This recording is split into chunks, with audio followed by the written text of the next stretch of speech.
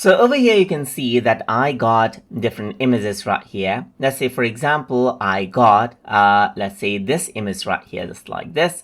So if I were to actually go ahead and right click and then go around over here onto, let's say properties for it, you can see that this is what I have. So this particular file size right here is 263 kilobytes, as you can see right here.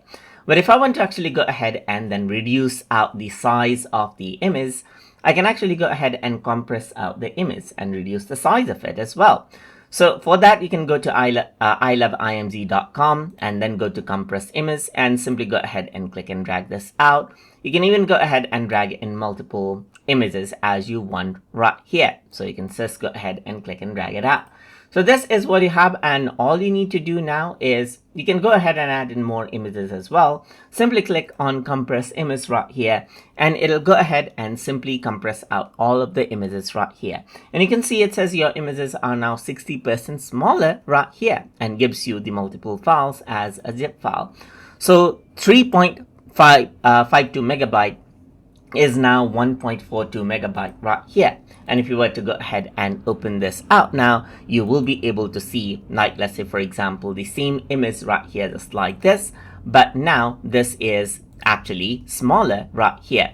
So if I were to go around over here, you can go ahead and compare it. So if I were to go ahead and let's say for example, let's see the details right here. So you can see that this is 634 kilobytes right here, but this one is 477 right here.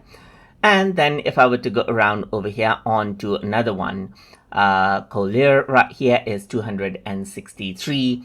It actually went ahead and then made it 208 right here. So this is how it actually goes ahead and optimizes out your image size right here and makes it smaller right here.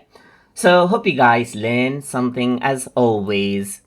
And as always, please like, comment, share, and subscribe.